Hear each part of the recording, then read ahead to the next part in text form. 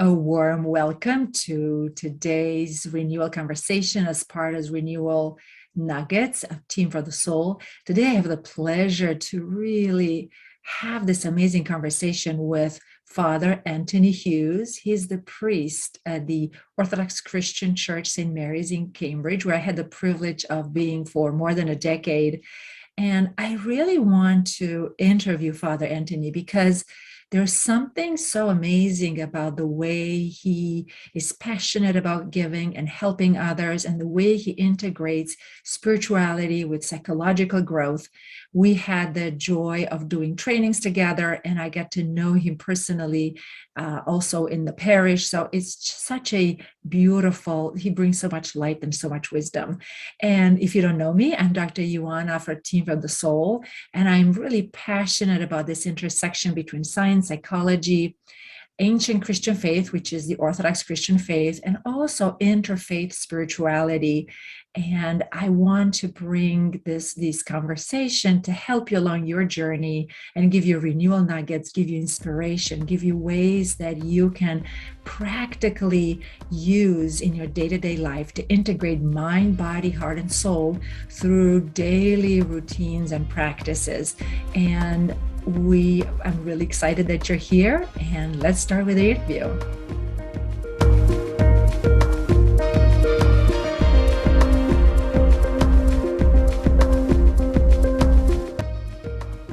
Hi, Father Antony, and thank you so much for being here today.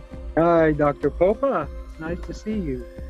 So nice to see you. And I know we go way back for years as I'm in your parish, St. Mary's in Cambridge, and it's such a joy. And if you don't know Father Antony, you might want to go on St. Mary's in Cambridge website and listen to his sermons, which are fantastic. I love it. Short, 10 minutes and right to the point.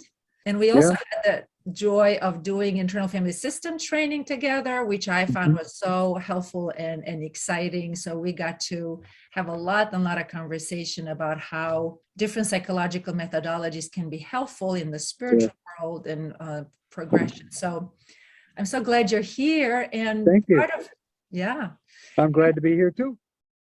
Thank you. And part of this renewal conversation is really about having discussions in terms of regeneration and renewal using your perspective and your years and decades of experience as a priest at St. Mary's, Cambridge, and in other places before, right?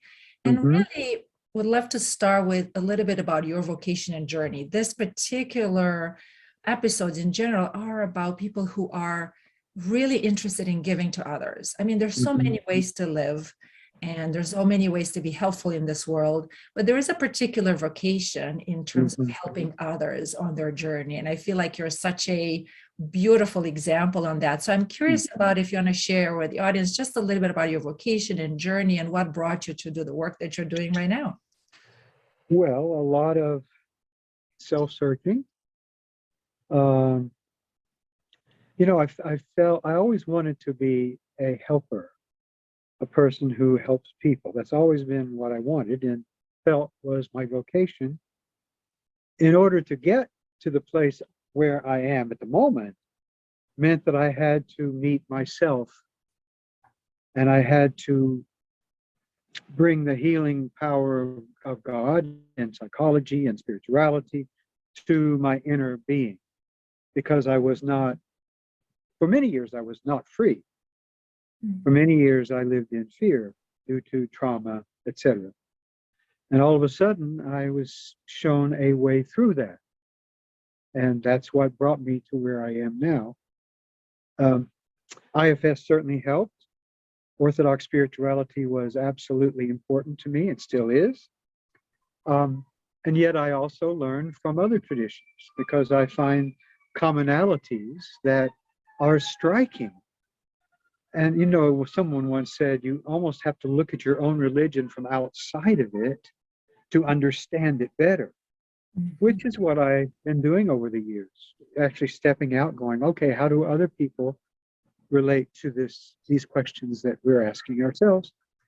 And what can it teach me? And all of a sudden, I discover Orthodoxy has the same thing, the same foundation, the same ideas, about the inner life and healing and etc. So it's been a long journey, I must confess, a long and painful one, and yet at the moment I'm in no pain. Literally in no pain whatsoever, not physical or mental, and it's a joyous thing. So and when you say, just to clarify for the listener, when you say Orthodox theology, Orthodox faith, we're talking about Orthodox Christian faith.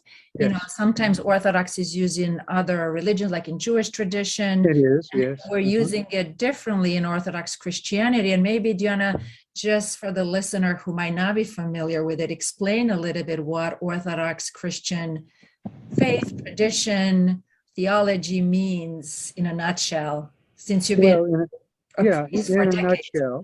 In a nutshell, Orthodox Christian spirituality is Christocentric. It is about Christ, who we believe is the incarnate Son of God. It's also about the Trinitarian theology, which is a community of love between the three persons of the Trinity, and which, believe it or not, has so many practical aspects to it that our lives can become almost Trinitarian, you know, with communion, not only with the mind, body, and soul, but with other people and the different people that we meet. I just don't see any limit to what Orthodox spirituality can achieve in us, and it can achieve in the world. One of the most important aspects is that we believe in our prayer to the Holy Spirit. We believe this, that God is everywhere present, filling all things. And think about that just for a moment. Everywhere, filling everything, what do we have to fear? I mean, if we look and with the eyes of God, we see God everywhere.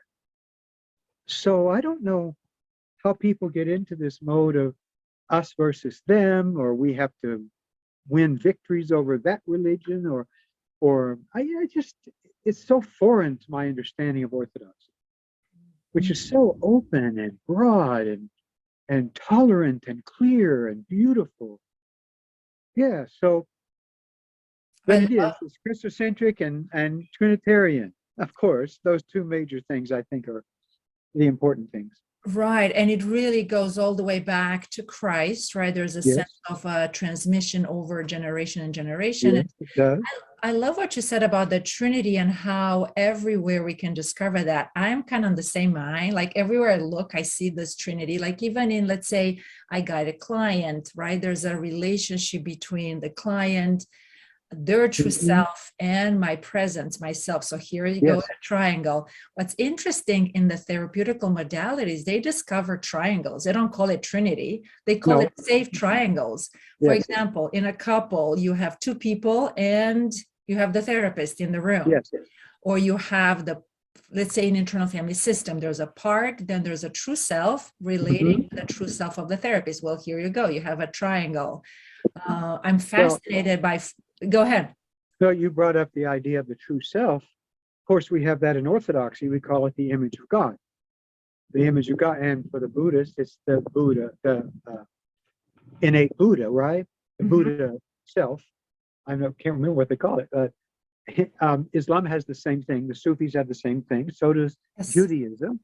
There is a quote from Saint Gregory of Nyssa that I love so much. And I think it's in the Life of Moses, but he says, even the pagans heard the thunder from Mount Sinai.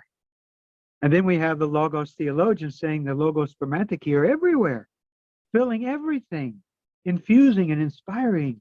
So, gosh, there's so much beauty in the world. And Orthodoxy, when it's true to itself, admires and loves and expresses and reveals the beauty of everything. Of God, of the universe, of one another. Yeah, that's just how I see it. And it's about love. It really is. It's all about love. Can you say more about that? This is so beautiful. Well, Christ said it. The reason I ask is that sometimes people talk about as a fundamental compassion, versus I think there's something even deeper in love, or agape, right? This word in Yes. Greek, which means more than just a physical love or love for parents or children. There's a self-sacrificial love. And I'm curious, I think that's where you're going, if you'd like to I expand am. a little bit. Well, if you look at spirituality truthfully, it's not about addition, it's about subtraction. Mhm. So what we are trying to do in our spiritual walk is to let go of the self, of ourselves, so that we can be oriented towards the other.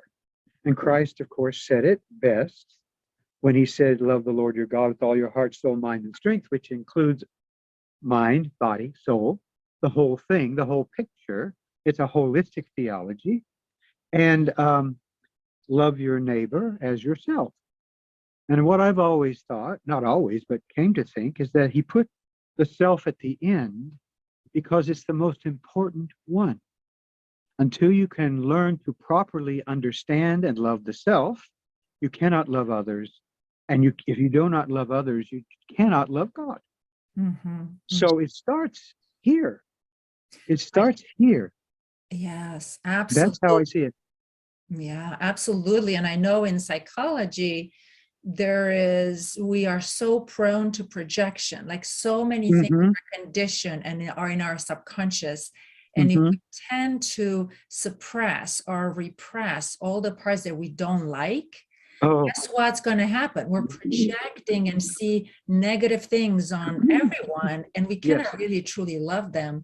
So the way I see this is, you're saying this, is that when we are truly getting to know ourselves and even love the least of the brethren inside. I know you had a sermon about that about 5 years Yeah. ago that was so beautiful. Then that actually allows us to be more compassionate with others. I'm pretty sure I've either shared it with you or have quoted it many times. This the poem by Saint Simeon the New Theologian, which is an IFS poem par excellence. Do you know what I'm talking about? No, and for the listener, Saint Gregory of Nyssa and No, Saint, yeah, Nisa, yeah. New Theologian, those are Christian saints in the Orthodox tradition. Mhm. I know Saint Gregory was what, 5th or 6th century, and Yes, yes. Saint Actually, Theologian was, it's 4th, 5th century, I believe. yeah, I'm going to look up this poem for you because it great. is absolutely, totally mind-blowing. And while you're searching, if you're listening, IFS stands for Internal Family Systems, which Yes, is a psychological methodology that is very, very helpful in ways to connect with ourselves and really heal and really move forward in yes. connecting with Now truth. I'm going to have to do a little bit more searching here, but it's really worthwhile. Here we go. Simeon the New Theologian. We awaken in Christ's body as Christ awakens our bodies. And my poor hand is Christ. He enters my foot and is infinitely me. I move my hand, and wonderfully my hand becomes Christ, becomes all of him, for God is indivisibly whole and seamless in his godhood. I move my foot, and at once he appears as a flash of lightning. Do my words seem blasphemous? Then open your heart to him and let yourself receive the one who is opening to you so deeply. For if we genuinely love him, we awaken inside Christ's body, where all our body, all over, every most hidden part of it is realized in joy as him, and he makes us utterly real. Now, this is the part that IFS talks about. And everything that is hurt, everything that seemed to us dark, harsh, shameful, maimed, ugly, irreparably damaged, is in him transformed and recognized as whole, as lovely, and radiant in his light. He awakens as the beloved in every last part of our body. That's so beautiful. I can't believe this profundity Mhm, and the beauty. That is Orthodox spirituality, if you ask me, mhm. in one poem. Right. This idea that anything that the way God created is Yes, created in goodness, and it yes. has almost like the key to unlock towards encountering Christ. We, yeah, we recognize that all the parts of us are good. They're good, and they're not to be rejected or resisted or fought. They're to be loved and transformed by Christ. So I say it like this: we need to evangelize all our parts. Yes. We need to introduce them all to the compassion of Christ, Mhm, mhm. because it's not just a thing of the mind. Yes. And it seems so important to name this, that for most Christians, encountering Christ means repression or suppressing of Hmm. thoughts or emotion, almost Hmm. like, okay, they're from the evil one, which, by Yes. the way, it's possible. But most of it, we don't want to throw the baby with the dirty water, so to speak. There are parts of us that have specific functions that are beautiful. Hmm. Once we get to encounter them, I think for most people, the dilemma is, if I'm just going to accept all my parts, I'm going to indulge them. So Hmm. they're stuck into this dualistic thinking. It's either I'm Hmm. suppressing them or I have to indulge them, as opposed to the third way, the Trinitarian way, is Yes. there is a healthy distance in a way. Hmm. We're not indulging or suppressing, but by really bringing Christ, the true self in it, the image of God in it, there is a transformation that happens. Would you say Hmm. that's kind of your understanding? Yes. I think the distance you're speaking of is the distance we have when we're first making a relationship. We want to get to know the person before we become too close, Oh, I or love that that. person is not ready for it, I right? So we love know that. parts aren't always ready for that kind of intimacy, but we have to be patient. And I tell priests often, young priests particularly, you have to give people room to grow. Mm. You can't demand change. You have to evoke it. Yes. Oh, I'm reminded of Saint-Exupéry's quote here, and I'm gonna paraphrase it badly, Sure. but something like, if you want to teach a man how to build a ship, Hmm. don't teach them how to put in the nails and cut the wood, show them the ocean. Yeah, yeah, that's good. I like that. Get them to love and long for the ocean, and everything else will come. Yes, right. That's exactly right. And I tell folks, it's not my job to tell you what to do. Mm, It's my job to take you by the hand and walk with you. And mhm, we will see what God has in store for us. that's so beautiful. And so you allow people to be themselves, you allow people to be free, even to sin, because sometimes it's sin that actually takes you where you need to go, in a roundabout sort of way. But you have to give Right, people a chance, right. and you have to give God some space to bring the growth as He wishes it to be, not as you want it to be, but Mhm. as He does. Yeah, I I'm love not that. God. At least I don't think so, Right. because I don't have the answers for people, but I think compassion is the answer for everyone. And that love that you were talking about earlier, I think that's just so beautiful. And what I like in Orthodox theology and spirituality is this idea that Christ is the lover of our soul. Hmm. Hmm. What you said earlier reminded me, we need to give people and also our inner parts a chance to get to know us. It's almost like going on a first date and already asking for marriage right away, right? Like it doesn't work that way, right? No, it really doesn't work that way. You scare people off. Yeah. One other thing, I'd like to go back to something you said before about the dualistic mind. Mhm, I find Christianity to be eminently non-dualistic, mhm, and Christ also to be non-dualistic. Certainly St. Paul, there's neither male nor female, Jew nor Greek, on we go. mhm, But in reading the great love commandment of Christ, to love the Lord your God, your neighbor, and yourself, That is a unitive thinking commandment, because all of our focus is to be on these things. The Trinitarian focus is Christ, neighbor, self. But love is the focus on all of those. And reading in the Gospel of Thomas, for whatever you think of the Gospel of Thomas, there's a quote in it that says something like, "For the man who is divided, he is filled with darkness. Those who are unified are filled with light." Ah, that's so beautiful. That's also St. James. The double-minded man cannot please God, right? So And we also are Christ, right? non-dualists. Yeah. I love But it. Christianity, for the most part these days, is dualistic. There's us versus them, there's bad versus good, there's black versus white. But God fills all things. So where does the dualism go if God fills everything? Anyway, that's I my think thing on dualism. that's such a great point that you're making, and especially now in our divided, there's a lot of divisions that are happening now as everyone is online. One of the things that I'm struck, and I'm curious what you think about it, it almost seems like the Trinitarian pattern. It reminds me of fractals.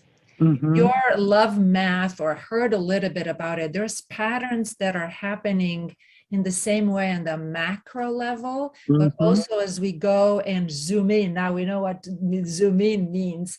Yes. We get the same kind of Trinitarian connection. And that reminded me of what you're saying, that there are those non-dualistic Trinitarian way of relating on a societal level, on a group level, interpersonal level, but also inside on an intra-personal level. And yeah, isn't that amazing how science and math and spirituality, they all kind of come together. Indeed. Well, truthfully, there is no inside or outside. There isn't. There's only life. There's only the present. That's so everything, what's inside is outside, what's outside is inside, and we can't separate the two things, right? At least that's how I feel about it. Yes, from our inner microcosm, there's no way to really separate that. Absolutely. No. Yeah, I think Rumi said it, how can there be a door if there's no wall? Then maybe there's no door. Maybe everything is a door. Maybe the cosmos is a door, or not a door. Maybe it's just reality. Maybe we live there. Maybe the kingdom of heaven is within us and around us and among us. I think so. Happening right now. Yeah, me too. Some of that may be a little crazy, but you have to learn by asking questions and not be afraid to ask them. Well, I think you're making a very good point, because that's exactly my experience and what I teach as well. The sense of, yes, we have 24/7, 24 hours, we have the calendar, we have whatnot, but from our inner microcosm, there's really no future and no past. Like even if you look at psychology, right? I mean, the past is just memories that, I don't know, 1994, when maybe I've been stuck in whatever pattern or conditioning or that event, that's actually gone. Our mind thinks it's still alive, but it's actually not present. As far as we know, we cannot go back in time.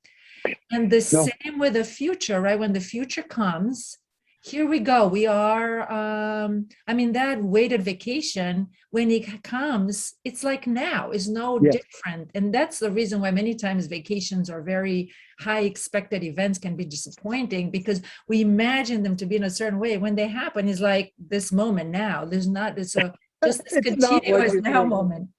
It's never what you think. Right. We shouldn't trust this. It can dilute itself very easily. But I do like, I know Jesus didn't speak exactly about mindfulness.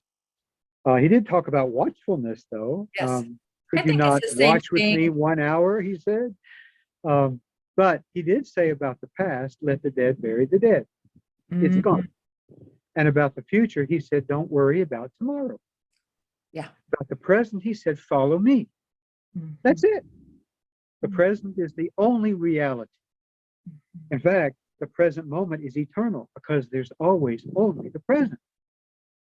So we can live there and be at peace no matter what, Mhm. as long as we're not regretting the past or fearing the future, you know? Mhm. I think that's just such a kernel of nugget. If you're listening right now and you're multitasking, come back to this, right? This idea that it is just the present moment that we have access. Yes. As you said, Father Anthony, the past is just, we can have regrets, but we cannot turn it. The future could be worried. And Jesus said, let the dead bury the dead. The future, don't worry about it. And it's so beautiful as we stay in the now. And do you have any, for listeners, any quick tidbits on how to really stay in the present moment? A quick nugget when you notice, maybe from your own experience of renewal Mhm. and practice throughout the day, when you find yourself going in the past and old Mhm. regrets or that, like what's some quick thing that can ground you to stay into the present moment?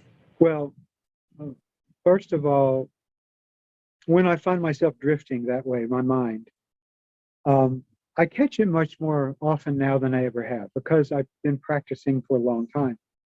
So it has become my default setting to be more present more often.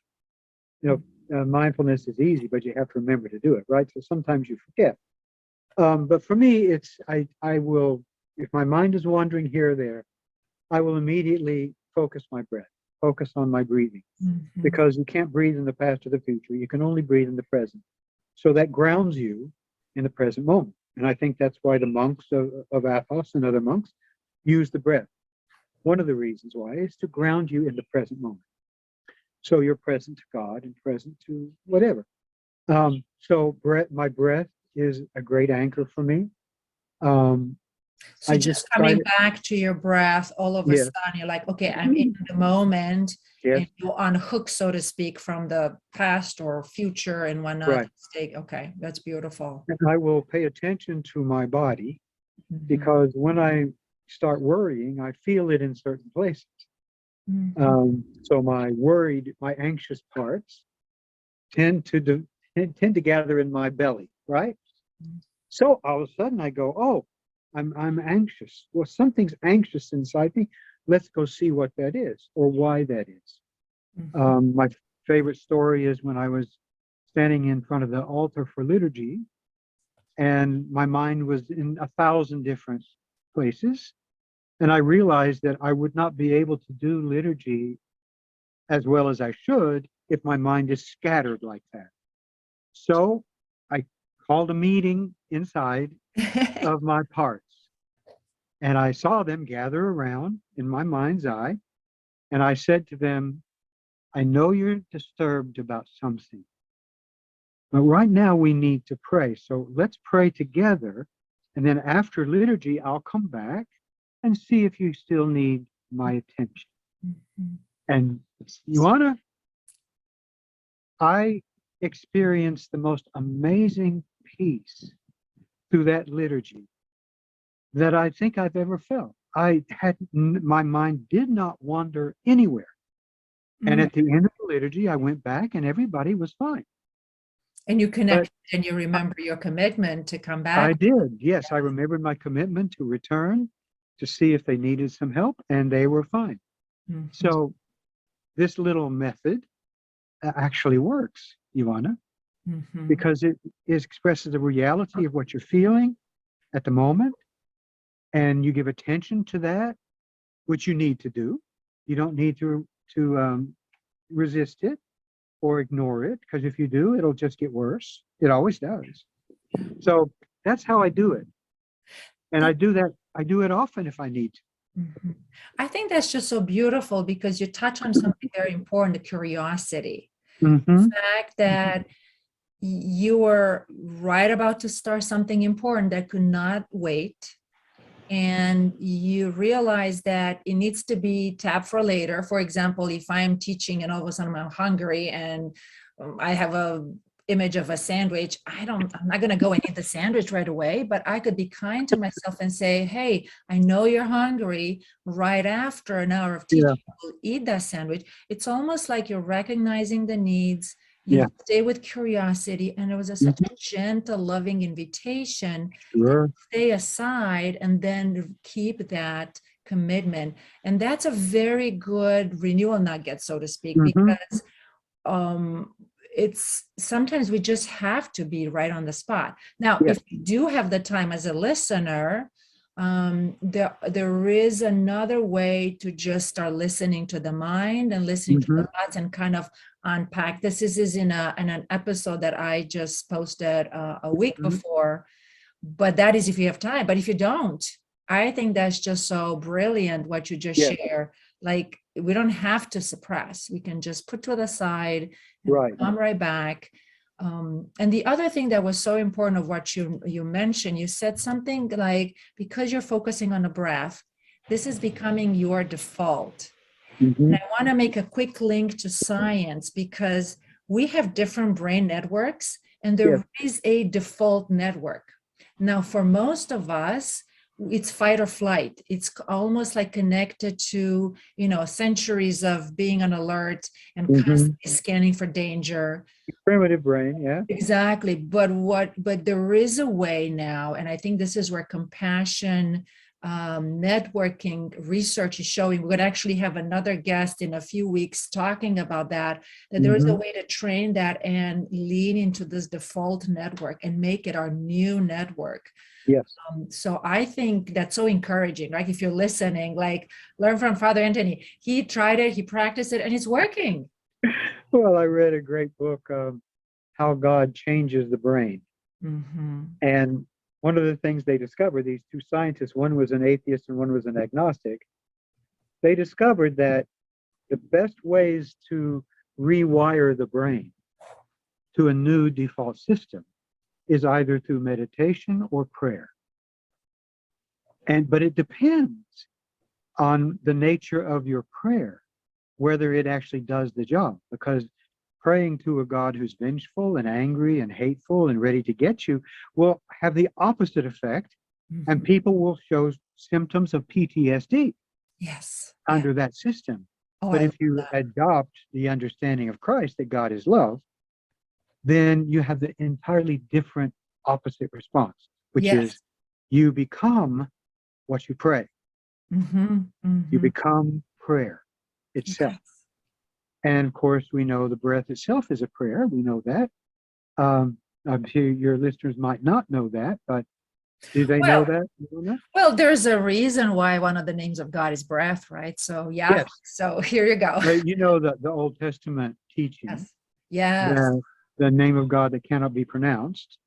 So actually, I've read recently, it could be at one point in history, it could be pronounced, but they stopped pronouncing it, right? So the reason is that to pronounce the unpronounceable name, and not only does the Jews have this, but the Assyrians too, and the Sumerians, and the Buddhists, and the Sufi Muslims, and the Hindus, they all have this understanding that the name of God, the unpronounceable name, sounds like the breath, breathing in and breathing out. That's where the Om comes from in Hinduism. It's the all-encompassing name that cannot be pronounced. It's the sound of the cosmos. So we understand the sound of the cosmos is the name of God, and we're breathing in and breathing it out every time we breathe. So if we become conscious of the breath, we're also conscious of God. Or even unconscious of him, and yet he's still there. Yes, we become to what's called conscious competence, right? You have the unconscious incompetence, then we get to conscious incompetence, then we get to conscious competence, and the highest level actually is unconscious competence. I like that. So I've never heard ingrained in that us. Yes. Psychological in the psychological and coaching world, this is one of the frameworks. Absolutely. Oh my goodness, good. so beautiful. That's good. So beautiful. So I'm wondering, you've already started sharing some of your practices. And I Mm-hmm. know in general, it's very easy to, I mean, it's one thing to hear about what could help and what not. And another is to hear from the people who are already successful in practicing regeneration and renewal like you are, to kind of walk people through other practices that you have that are helpful for you. Like morning, like one of the ways that I really want people to start thinking about is how to integrate our mind. When I think mind, some people think of thoughts and emotions, although I like to separate that. We have our mind, our thoughts, we have our heart with emotions, the way at least psychological world understands it now. We have the body, and we have our true self, soul, spirit. Yes. And how to do this on a day-to-day basis. So what are some of the practices that you find really helpful that we can get to those nuggets that can inspire other people to try? Well, I take time every day, throughout the day, to practice silence and breathing. And sometimes that involves the Jesus prayer, because it just rises inside me. And sometimes silence is best. Sometimes there's verses from scripture that have always inspired and comforted me, like a child comforted at its mother's breast, that kind of psalmic verse. And I use them throughout the day, whenever I have a moment alone, or I make a moment alone. So that's one thing I do. I also try from the moment I wake to begin my mindfulness practice by deliberately doing what I'm doing, being What you more just shared with the breath and whatnot. yeah, the breath, and if I'm eating, I want to be sure I'm actually eating or know that I'm eating. And I pay more attention. I try to be single focused all the time. So right now I'm focused on what we're doing right now. On my granddaughter, I'm focused on her. My wife, I'm focused on her. I mean, that's the way it is. But Yes. it becomes, like I said, a default practice. It's just something that I have practiced for so long, it just becomes me. That's just how I do things. And people look at me and go, "You're always in the present." I said, "Well, where are you?" Where else it's meaningful. Yeah, where are you? You can't be anywhere else. So that's really the practice I use throughout the day. And that's my only real practice. That's so beautiful. I used to do Tai Chi because it was so helpful for the body and the mind together, Haven't done it in a while because of the arthritis I have. So, yeah, but you adapt to life as it appears, and you do what you can. Yeah. I'm hearing between the lines that once you connect with that in the morning, which I like to call Assagioli, then a psychiatrist from Italy, he talked about waking up a second time. In the morning when you just wake, you're talking about the mindfulness. It sounds like you Yes. carry that no matter what the activity. It could be physical, right? It could be encountering people. It could be a mind activity, but you really focus on that. And it just reminded me, I mean, on a really fundamental level, if we think about it, we can only move our bodies in the present moment, right? We only have access to will and action in the present moment. So where else could we be? Yeah, I love that. What you said about your practice. This is so beautiful. So meeting the present moment is my whole practice. It really is. And whoever comes or whatever comes, you meet it. And I bet not that only do you meet it, but you welcome it somehow, Oh yeah, the flooding in my basement. Okay, all right. I'll make a boat and we'll float it. After I call the plumber. Yes. It almost seems like with that, I read it between the lines, but I want to check with you. I'm almost getting this sense of curiosity and joy. Like there's an excitement, like, I don't know what's going to happen next. Is that accurate? Yes, it is. It is. I see life now. I didn't always, as an adventure.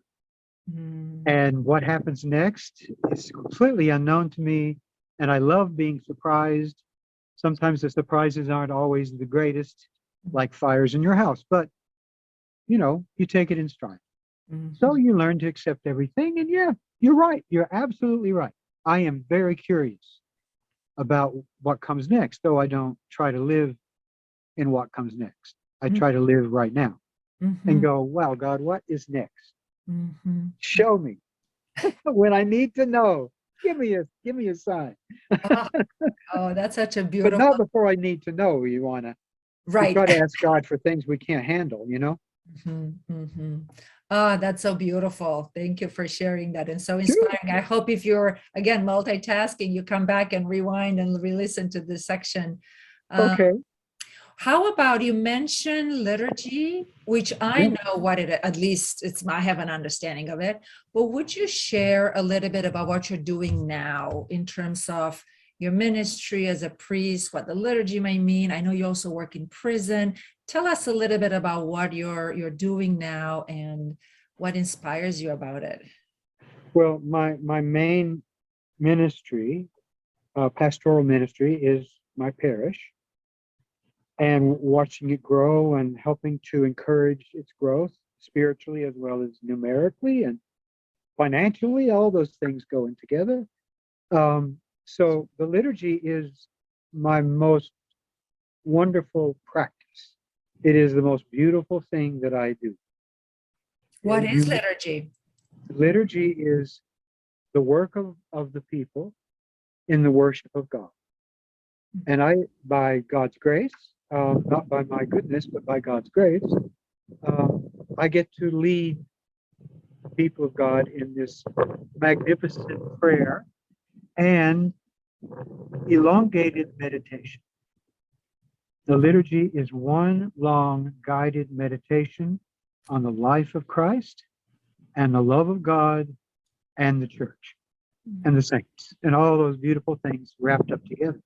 So if you pay attention in it, which we say proscomen, let us attend often, so people will wake up and attend, you'll see you are being guided on a meditation, not only into the outer life, but into the inner life. And that's, for me, the most wonderful thing of all. I love the liturgy. Just love it. The other thing that Before you go occupies... into that, if I Sure. can pause for a second, the impact that Father Antony's teaching and prayerful way of being in the liturgy had in my life, within a few years when I joined St. Mary's, I think I might have shared this. I don't think I've ever shared it online, but I had this dream that you were doing liturgy in the house while I was sleeping. And I woke up. It was so much beauty. And all of a sudden it dawned on me, like, I am sleeping while God is at work in the liturgy. And just realizing when I woke up, it wasn't just literal, but was like literally that God's presence and work is every second. And Yes. it is our job to really awaken from this 3D world into the spiritual world. And for me, it was just such a powerful experience. And I want to thank you for that. Because oh, sure, you're very welcome. If it's not prayerful, I don't want to do it. It needs to be prayerful, so I need to be in the right frame. But I like what the great sociologist Peter Berger said. I think he used to teach at Boston College. He said there is a cosmic liturgy going on all the time. And for me, the liturgy we do on Sunday is simply our stepping into the cosmic liturgy that's incessant. Yeah, that's beautiful. And so, hey, what a thrill to be able to jump into that cosmic flow, the cosmic dance, as Richard Rohr would call it, the divine dance, right? Which is, I think, a beautiful metaphor for the Holy Trinity. Yeah. That's so beautiful. Yes, I heard also a quote from an Orthodox priest that was saying, and it made so much sense. I think it was in my dogmatic class, that the beginning, when the God was, when the world was created with God's word, did not just happen way back, like the Big Bang or whatever we want to think about it. It's actually it's happening right now. Yes. There is a new creation every moment. And I think it's really in line to what you're saying about the cosmic and divine liturgy and divine creation every moment. Just read Maximus the Confessor, you'll see it. Yes. The cosmic Christ. And then it's what Professor Pelikan said the problem with Christianity is we've lost sight of the cosmic Christ. Yeah, I think he's right. And we'll put some links under. I think I want some links from the book, some of the books that you mentioned, obviously from St. Mary's and whatnot. But yeah, and you were saying the second thing that you're doing before is my prison ministry, which I've been doing for, gosh, at least 12, 13 years now, is my other most loved activity. And meeting with them on Monday nights to share, we don't go to convert people to anything. We simply go to share love with them, the love of God. So there's no pressure to convert to Orthodoxy. Most of the men I work with are Roman Catholics, and they're beautiful. I've met some of the most beautiful people in there I've ever met in my life. And so I become inspired every time I walk through those prison doors, because I know what I'm going to see. I know what I'm going to meet, who I'm going to meet. They are beautiful. And then when they get out at the proper time, I get to work with them then too, and help them with food and clothes and housing and whatever else they need. And believe me, those two things, other than watching my granddaughter and being a married man, are my most wonderful and favorite ministries.